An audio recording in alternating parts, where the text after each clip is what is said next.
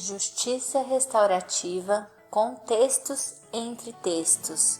Olá pessoal, aguardem! Em breve lançaremos uma série de vídeos organizados em episódios e lives, em que iremos compartilhar relatos de experiências e resultados de estudos que vêm sendo realizados sobre justiça restaurativa em diferentes contextos e realidades vivenciadas no Brasil e internacionalmente. Em março de 2022, a presidente do Supremo Tribunal Federal e do Conselho Nacional de Justiça, a ministra Rosa Weber, declarou o ano de 2023 como o ano da Justiça Restaurativa na Educação.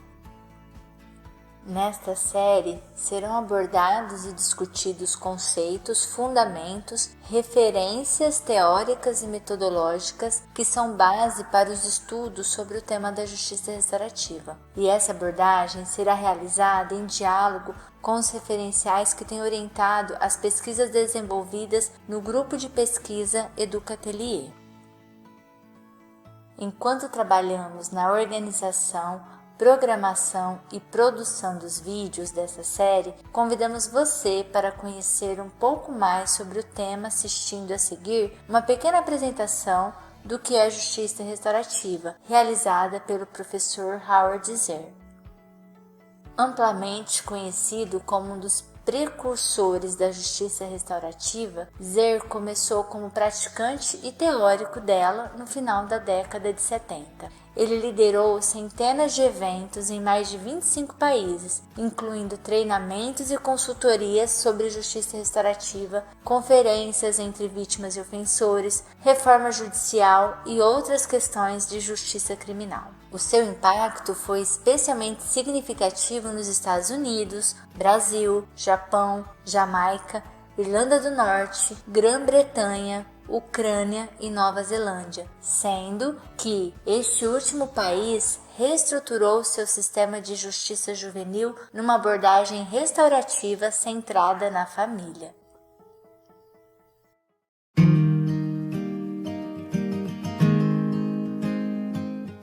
My name is Howard Zer, and I am a professor at Eastern Mennonite University's Center for Justice and Peacebuilding in Virginia. We are a graduate program for practitioners around the world. We're a program that tries to train reflective practitioners. Restorative justice as a field began in practice, not theory. So when the first people did this kind of thing, and when we were first doing it where I lived, we didn't really have we had some reasons for doing it. We didn't really have a theory or concept.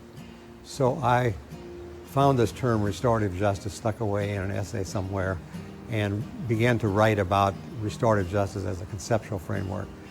My book, Changing Lenses, came out in 1990. It's been published here, and many people are using it here to understand restorative justice. Restorative justice arose initially as a different way of addressing justice questions.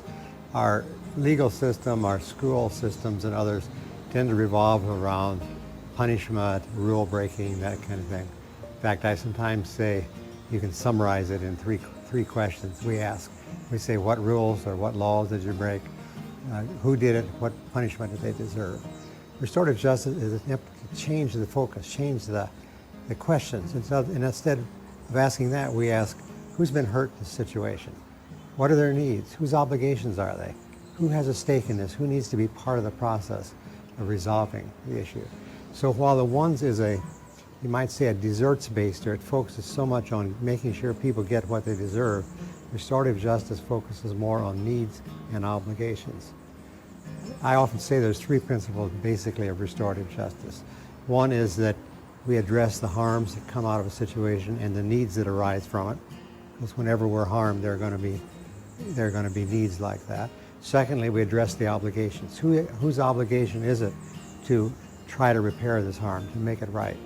Well, the offenders, first of all, but the rest of us may have some obligations as well. And then third, the principle of engagement. Those people who are impacted and have a stake somehow ought to be involved in the resolution in some way. So in one level, it's a way of addressing justice questions, injustice questions, justice questions in a way that focuses on healing and repair. Another way of looking at it, and some people say it's really about how we live together. It's about how do we have healthy relationships, how do we mend relationships when they're damaged, how do we build healthy relationships. Because there are, in addition to these three principles, there are a number of values that underlie it. And I like to use three. One of them is respect. It's about respecting everybody through the process. Secondly is responsibility. It reminds us that we not only have rights, but we have responsibilities as individuals. And that's because of the third principle, which is a principle of relationships. We are interrelated. You know, at least your American society at least is so focused on individual and on their rights that we lose track of the fact that we are interconnected as human beings, that my behavior is impacted by others, and it impacts others and vice versa. In many ways, what this is a relational understanding of justice instead of an individualized kind of understanding of justice.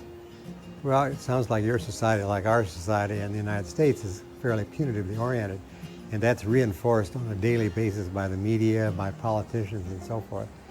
The thing that encourages me is that when you, at least in the United States, when you explain to people the actual circumstances and tell them what the options are, they often are a lot less punitive. If you ask people, what would you really like from this person?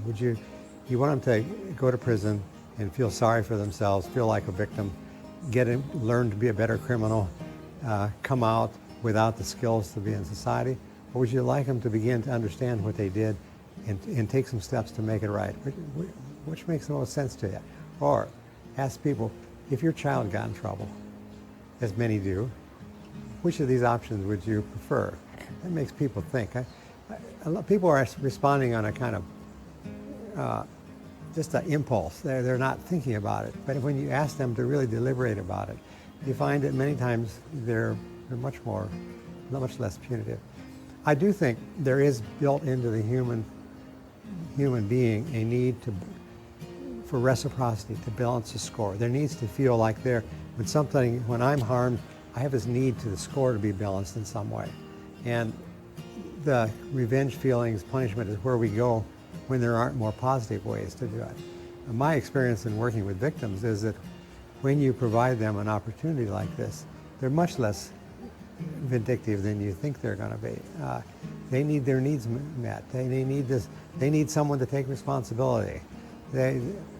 When offenders, people who offend, pay back restitution, what's important a lot of time isn't the money, it's that symbolic statement. I'm taking responsibility, you're not to blame. It's a kind of balancing the score. So there are healthy ways to do it and there are unhealthy ways to do it.